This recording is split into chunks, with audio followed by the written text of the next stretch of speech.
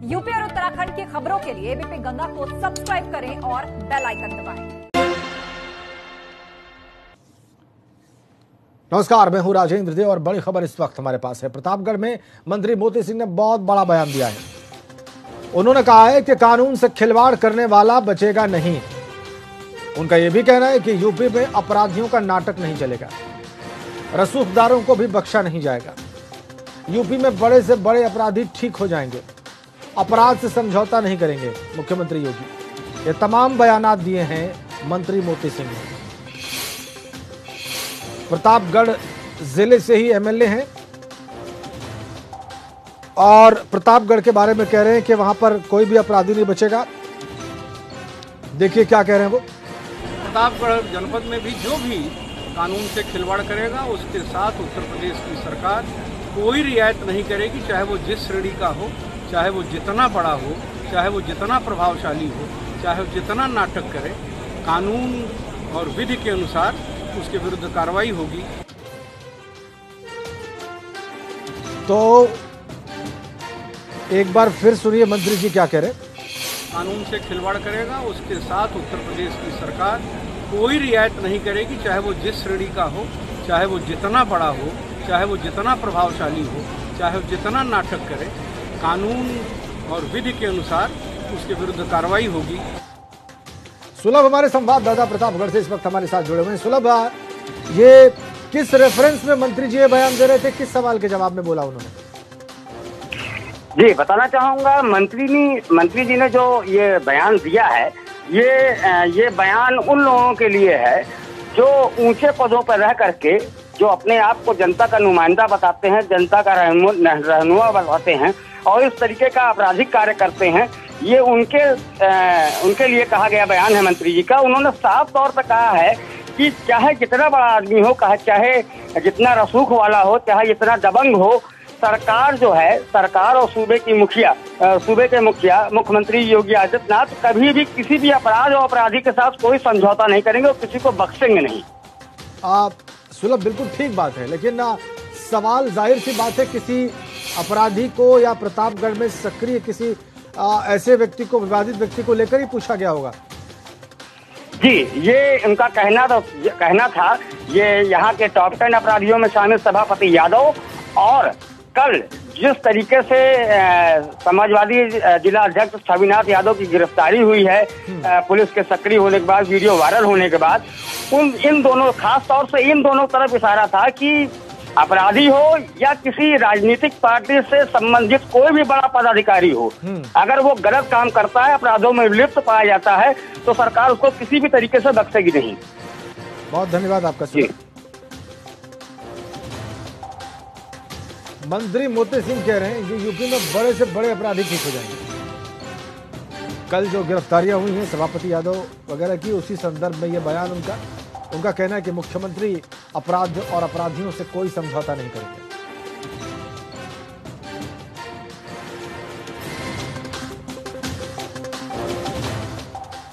और इसी बीच में लखनऊ से एक बड़ी खबर। बीएसपी विधायक असलम रायन ने अफसरशाही को घेरा है।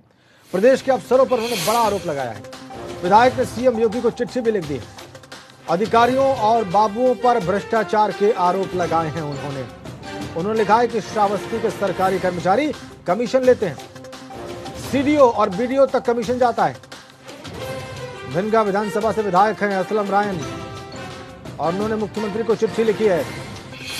अनुभव हमारे साथ हैं। अनुभव, बताइए, पूरी जानकारी दीजिए दर्शकों को। देखिए, बिल्कुल राजन, ये बीएसपी के विधायक हैं असलम रायनी और ये श्रावस्ती के भिंगा से विधायक हैं। इन्होंने मुख्यमंत्री को चिट्ठी लिखी और चिट्ठी में साफ तौर पर लिखा है कि कुछ अधिकारी और कर्मचारी, खासतौर से जो श्रावस्ती विकास भवन में तैनात है, वो सरकार की जीरो टॉलरेंस पॉलिसी का मौखौल उड़ा रहे हैं, क्योंकि जो विधायक निधि होती है उसमें कमीशन मांग रहे हैं। और साफ तौर पर ये बाबू कहते हैं कि जब तक पैसा नहीं देंगे काम नहीं होगा। फाइलों को लटका दिया जाता है, जनता से जुड़े जो काम है उनको भी रोका जाता है। और साफ तौर पर इन्होंने चिट्ठी में जिक्र किया है कि बाबू कहते हैं कि ये कमीशन डीएम को जाता है, सीडीओ को जाता है, बीडीओ को जाता है। तो ऐसे लोगों के खिलाफ कड़ी कार्रवाई, मुख्यमंत्री पूरे मामले की जांच कराएं और कड़ी कार्रवाई करें। हम बता दें अपने दर्शकों को कि असलम रायनी फिलहाल कोविड से ग्रसित हैं और वो लखनऊ के मेदांता अस्पताल में एडमिट हैं। और इससे पहले भी उन्होंने मुख्यमंत्री के नाम एक वीडियो संदेश जारी किया था और उसमें ये धन्यवाद उनको दिया था कि उनकी वजह से आज उनकी जान बची है, उन्होंने उनको एडमिट कराया सही समय पर। लेकिन अब जो ये चिट्ठी लिखी है उसमें जाहिर है कि किस तरह से भ्रष्टाचार के खिलाफ मुख्यमंत्री जो कार्रवाई कर रहे हैं, उसी उम्मीद के साथ विधायक ने ये चिट्ठी मुख्यमंत्री को लिखी है। बहुत धन्यवाद आपका अनुभव। तो बीएसपी विधायक ने चिट्ठी लिखी है, अफसरों और कर्मचारियों की कमीशनखोरी की बात कही है श्रावस्ती में। और एक बड़ी खबर, ग्रेटर नोएडा में एबीपी गंगा की खबर का बड़ा असर हुआ है। एमबीए के छात्रों को सामूहिक नकल कराने के मामले में सभी 172 परीक्षा केंद्रों पर सीसीटीवी लगवाएगी एकेटीयू। सीधा लखनऊ से इन परीक्षा केंद्रों की निगरानी हुआ करेगी और नकल के बाद परीक्षा रद्द की गई थी, जुर्माना भी लगाया गया था। बड़ी खबर, एबीपी गंगा ने खबर आपको दिखाई और उसका असर यह रहा। अब मॉनिटरिंग होगी सभी परीक्षा केंद्रों की। हमारी खबर का बड़ा असर, एकेटीयू ने सभी 172 परीक्षा केंद्रों पर सीसीटीवी से मॉनिटरिंग का निर्णय ले लिया है और सीधा लखनऊ से इन परीक्षा केंद्रों की निगरानी की जाएगी। रविंद्र हमारे संवाददाता इस वक्त हमारे साथ जुड़ गए। रविंद्र, पूरी जानकारी दें। जी राजेंद्र, बताना चाहूंगा 8 तारीख से जो है सितंबर जो अभी परीक्षा जो एमबीए की स्टार्ट हुई थी कोरोना काल को लेकर के दौरान, और 9 तारीख को एक परीक्षा थी एमबीए की जो फाइनल ईयर की परीक्षा थी। उसी दौरान जो है मोबाइल से आईटीएस कॉलेज जो नॉलेज पार्क में है उसी में जो है सामूहिक जो है नकल कराई जा रही थी मोबाइल के द्वारा। तो उसी का एक वीडियो जो था वो वायरल हुआ, तो एकेटीयू विश्वविद्यालय को जो है उसकी जानकारी हुई और इसी वीडियो की पड़ताल पर जो है यहाँ पर जांच की गई तो वो वीडियो सच पाया गया। तो उसी के आधार पर जो है कॉलेज जो आईटीएस कॉलेज है उसका जो परीक्षा केंद्र था वहाँ पर उस दिन का जो है परीक्षा जो रद्द कर दी गई। और वहीं पर जो है उसी को लेकर जो है एबीपी गंगा ने इस खबर को प्रमुखता से दिखाया था। उसी को लेकर जो है कॉलेज पर आईटीएस कॉलेज पर जो है जुर्माना भी लगाया गया और एकेटीयू ने पूरे जितने भी जो परीक्षा केंद्र थे 172 जो प्रदेश में बनाए गए थे, तकरीबन जो 62,000 जो छात्र इस परीक्षा में जो परीक्षा दे रहे हैं उस सभी केंद्रों पर जो है सीसीटीवी कैमरे लगाए गए हैं। उसकी निगरानी जो है उत्तर प्रदेश में जो इसका केंद्र बनाया गया है वहां पर जो इसकी निगरानी की जाएगी। और इसकी खबर को जो है प्रमुखता से जो है दिखाया गया था।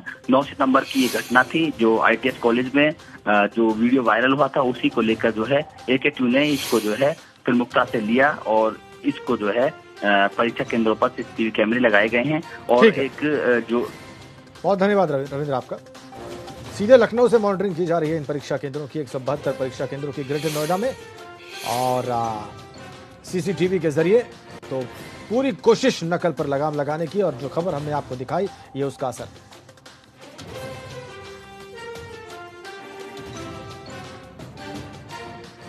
अगली बड़ी खबर भी ग्रेटर नोएडा से ही है, शेरू हत्याकांड से जुड़ी है। मृतक के परिजनों को 10 लाख की आर्थिक मदद मुख्यमंत्री योगी ने देने के निर्देश दिए हैं। दिन दहाड़े शेरू की चाकू से गोदकर हत्या हुई थी और उसका फुटेज जब सामने आया तो हमने आपको दिखाया था। उसी मामले में मुख्यमंत्री योगी ने 10 लाख रुपए की मदद देने के निर्देश दिए। देखिए कैसे चाकुओं से गोदकर हत्या की गई थी, बाजार में खींचकर दुकान से।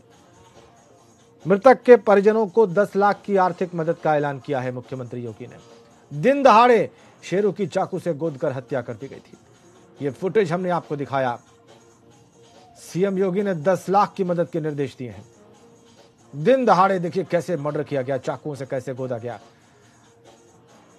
बदमाशों ने दुकान से खींचकर पीटते हुए लेकर गए और एक किनारे इसी बदमाश के साथ आए लोगों ने चाकुओं से गोदकर इसकी हत्या कर दी।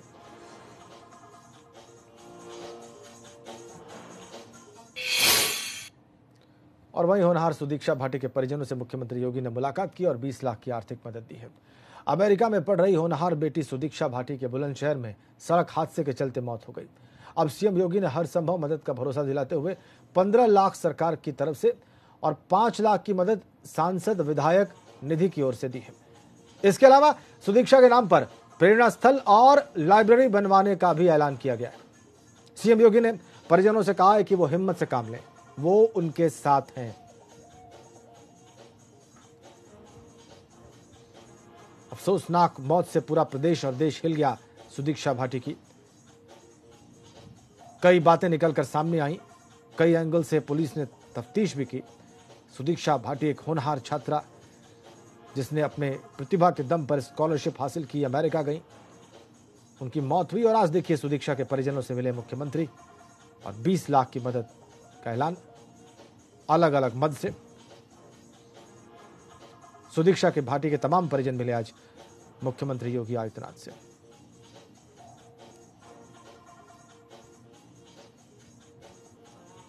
उसके नाम पर प्रेरणा स्थल और लाइब्रेरी भी बनाई जाएगी, तो बड़ा कदम सुदीक्षा भाटी के नाम पर।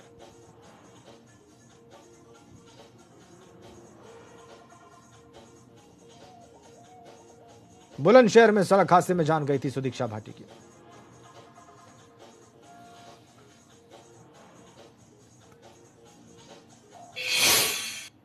और लखनऊ से खबर है, पूर्व मंत्री गायत्री प्रजापति की अकूत संपत्ति का गायत्री के बेटे ने ईडी से पूछताछ में खुलासा किया है। गायत्री ने लखनऊ से लेकर पुणे तक अकूत संपत्ति बनाई, अरबों की जमीन खरीदी, फर्जी कंपनियों के राज भी इस पूछताछ में खोले हैं अनिल प्रजापति ने। और अभी एक और राउंड की पूछताछ होनी है। ये पूछताछ और इसमें हुए खुलासे बड़े महत्वपूर्ण, बहुत अहम।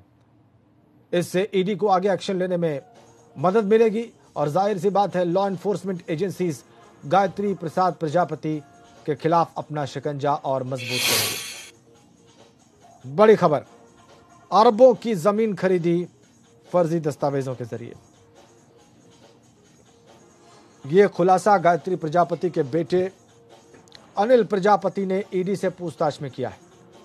पुणे तक संपत्ति जुटाई, अकूत संपत्ति का मालिक बन बैठा गायत्री प्रसाद प्रजापति। पूर्व सरकार में मंत्री, खनन मंत्रालय गायत्री प्रसाद प्रजापति के पास था। आपको याद होगा, लगातार सुर्खियां बटोरी। हाईकोर्ट के आदेश के बाद बलात्कार के मामले में जेल भेजा गया गायत्री प्रजापति को। पिछले दिनों बाहर आए, लेकिन दोबारा एक मामला दर्ज हुआ, उसके बाद फिर से गिरफ्तारी हुई और अब सामने आ रहा है कि अरबों की संपत्ति बनाई गई है फर्जीवाड़े के जरिए, लखनऊ से लगाए पुणे तक।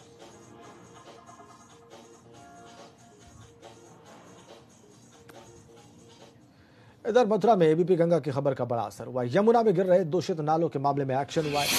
ऊर्जा मंत्री श्रीकांत शर्मा ने निरीक्षण किया और 31 मार्च तक सभी दूषित नालों को टेप करने के निर्देश दिए हैं ऊर्जा मंत्री पंडित श्रीकांत शर्मा ने। बड़ी खबर, मथुरा में हमारी खबर का असर। हमने आपको दिखाया था कि यमुना में कैसे लगातार दूषित नाले और उनका पानी गिर रहा है, इससे यमुना दूषित हो रही है, पोल्यूटेड हो रही है। हमारे खबर दिखाए जाने के बाद मंत्री जी ने खुद निरीक्षण किया और पाया कि ये बात सही है और उन्होंने 31 मार्च तक, अगले वर्ष 31 मार्च तक सभी ऐसे दूषित नालों को टेप करने के आदेश दिए। बड़ी खबर मथुरा में।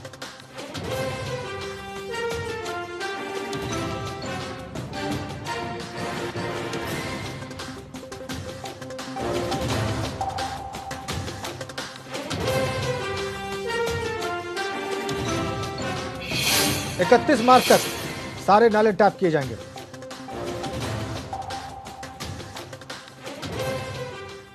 और अब आपको झांसी की तस्वीर दिखाते हैं। वहां पर सड़क पर ट्रैफिक जाम की तस्वीर दिखाते हैं। नीट की परीक्षा की वजह से अचानक कानपुर हाईवे पर ट्रैफिक बढ़ गया।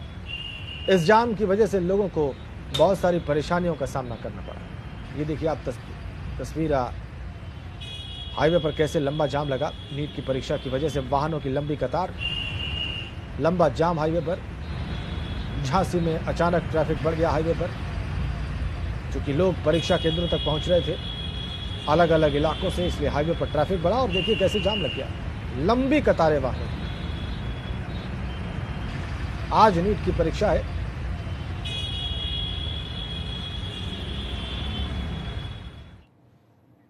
तो लखनऊ में नीट की परीक्षाएं शुरू हो गई। परीक्षा केंद्रों पर परीक्षार्थियों के आने का सिलसिला जारी है। इस बार कोरोना काल में यूपी में कुल 320 केंद्र बनाए गए हैं।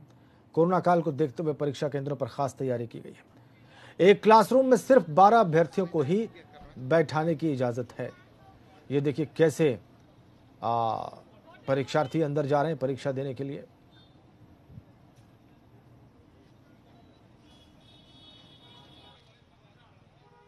आज देश भर में नीट की परीक्षा आयोजित की जा रही है।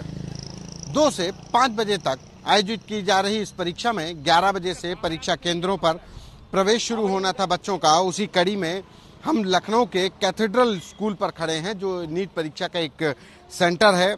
अगर उत्तर प्रदेश की बात करें तो उत्तर प्रदेश में कुल 320 परीक्षा केंद्र बनाए गए हैं, जहां पर आज 1,66,582 अभ्यर्थी परीक्षा देंगे। वहीं लखनऊ की बात करें तो यहां पर राजधानी लखनऊ में 72 परीक्षा केंद्र है, जहां पर 35,966 अभ्यर्थी परीक्षा देंगे। अब आप देखिए किस तरीके से कोरोना काल के चलते सोशल डिस्टेंसिंग का पालन करते हुए जो स्कूल मैनेजमेंट ने उसने बाकायदा लड़के लड़कियों की लाइन अलग बना रखी है। सोशल डिस्टेंसिंग के साथ पूरा चक्र बनाया हुआ है, सर्किल में ही ये बच्चे खड़े होंगे। इसके अलावा जो भी परीक्षा देने आ रहे हैं बच्चे, उनके लिए मास्क पहनकर आना जरूरी कर दिया गया है। इसके बावजूद अगर कोई परीक्षार्थी मास्क पहन करके नहीं भी आ पाता है तो उसके लिए हर एग्जाम सेंटर पर करीब 200 मास्क रखे गए हैं कि बच्चे को मास्क दिया जाएगा। एक परीक्षा केंद्र में सैनिटाइजर, थर्मल स्कैनिंग होगी, तमाम बच्चों के लिए उनका टेम्परेचर नापा जाएगा। अगर किसी बच्चे का टेम्परेचर ज्यादा होगा तो परीक्षा केंद्र में एक आइसोलेशन रूम बनाया गया, वहां पर बैठा करके उसकी परीक्षा कराई जाएगी। एक रूम में 12 बच्चे ही बैठेंगे, यानी कि सोशल डिस्टेंसिंग के साथ एक कमरे के अंदर 12 परीक्षार्थी ही बैठेंगे। अब ये प्रवेश शुरू कर दिया गया। परीक्षा 2 बजे से शुरू होनी है, लेकिन परीक्षा केंद्रों पर बच्चों का जो रिपोर्टिंग टाइम है वो 11 बजे से शुरू कर दिया है। वो इसीलिए है ताकि इस दौरान जो सोशल डिस्टेंसिंग का पालन है उसको किया जा सके, बच्चों की थर्मल स्कैनिंग की जा सके, उनका सैनिटाइजर से सैनिटाइज किया जा सके, जो भी कोविड के जो निर्देश हैं उनका अक्षरशः पालन किया जा सके। जेईई के बाद नीट की परीक्षा आज देश भर में हो रही है। इस कोरोना काल में सबसे बड़ी परीक्षा के तौर पर आज बच्चे अपनी परीक्षा देने आए हैं, लेकिन इस परीक्षा के बीच में कोरोना भी उनकी परीक्षा ले रहा है, जिसके लिए उन्होंने जो निर्देश हैं, मास्क पहनना, सैनिटाइजर के साथ परीक्षा देना, इन सभी का पालन करते हुए वो आज परीक्षा दे रहे हैं। कैमरा पर्सन पंकज निगम के साथ संतोष कुमार, एबीपी गंगा। और बड़ी खबर, पूर्व केंद्रीय मंत्री रघुवंश प्रसाद सिंह का निधन हो गया है। दिल्ली के एम्स में 3 दिन से वो वेंटिलेटर पर थे और 2 दिन पहले ही उन्होंने राष्ट्रीय जनता दल से इस्तीफा दिया था, जिसके साथ लगभग उन्होंने अपना पूरा राजनीतिक जीवन गुजारा। केंद्र में मंत्री भी रहे। बिहार के पूर्व मुख्यमंत्री और पूर्व आरजेडी अध्यक्ष लालू प्रसाद यादव के बहुत ही करीबी माने जाते रहे अपने पूरे राजनीतिक करियर में रघुवंश प्रसाद। लेकिन 2 दिन पहले चौंकाते हुए उन्होंने इस्तीफा दिया, जिसको मानने से इनकार कर दिया लालू प्रसाद यादव ने। उसके बाद एक चिट्ठी भी लिखी। अब खबर आ रही है कि उनका निधन हो गया एम्स में। लालू के करीबी रघुवंश प्रसाद का 74 की उम्र में दिल्ली के एम्स में निधन। 3 दिन से वेंटिलेटर पर थे रघुवंश प्रसाद। पूर्व केंद्रीय मंत्री और आरजेडी के बहुत वरिष्ठ नेता रहे। इस खबर के साथ ही वक्त एक छोटे से ब्रेक का।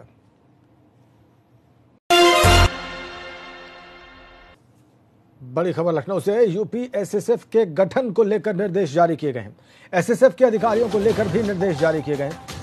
स्मारकों की सुरक्षा के दौरान गिरफ्तारी का अधिकार होगा एसएसएफ को। अहम जगहों पर हमले की कोशिश करने पर सीधे गिरफ्तारी का अधिकार होगा एसएसएफ को। बिना किसी वारंट के एसएसएफ के अधिकारी को गिरफ्तारी का अधिकार दिया गया है।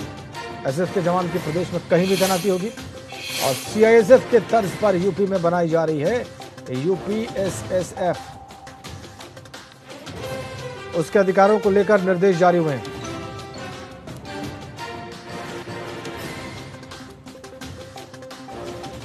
हमीरपुर में मिट्टी को खोदते वक्त हादसा हो गया। मिट्टी की खुदाई के दौरान टीला धसकने से एक महिला की मौके पर ही मौत हो गई।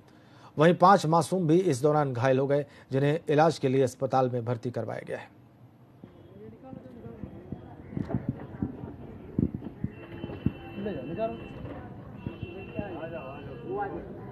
हमीरपुर में हादसा हुआ। मिट्टी की खुदाई के दौरान टीला धसका और इसमें से एक महिला की मौत। इस दुर्घटना में 5 मासूम इस हादसे में घायल, उनका इलाज चल रहा है। बहुत दुर्भाग्यपूर्ण हमीरपुर में यह हादसा।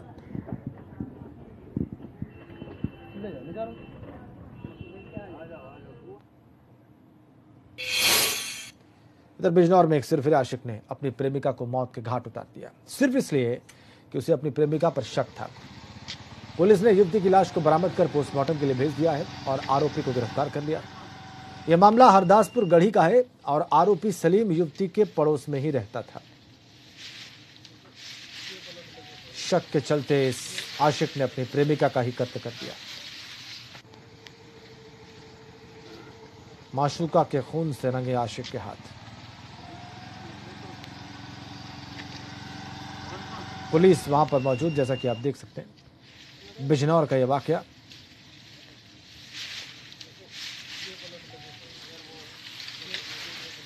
ये सनकी आशिक अपनी ही प्रेमिका का खूनी बन बैठा शक के चलते। और हापुड़ में बॉयलर फटने से बड़ा हादसा हुआ है। 10 लोग कम से कम गंभीर रूप से जख्मी हैं। एक मकान जमींदोज बताया जा रहा है। आसपास के कई मकानों को नुकसान हुआ है। अवैध भट्टी वहां पर बावे की चल रही थी जिसमें यह बॉयलर फटा। बड़ौदा सिहानी गांव में 20 से 30 अवैध भट्टियां चल रही हैं, लेकिन तमाम शिकायतों के बाद भी खाद्य विभाग ने वहां पर कोई कार्रवाई नहीं की। तो क्या बड़े हादसे का इंतजार कर रहा था? इसी हादसे का इंतजार कर रहा था खाद्य विभाग? ऐसे विभाग पर लापरवाही क्यों नहीं, यह सवाल हम उठा रहे हैं। लापरवाह प्रशासन क्यों है इन अवैध फैक्ट्रियों पर? क्यों नहीं खाद्य विभाग के अधिकारियों को जिम्मेदार माना जाए और उन पर कार्रवाई की जाए, उनको फ्रेम किया जाए, उनके खिलाफ चार्जेस फ्रेम किए जाएं?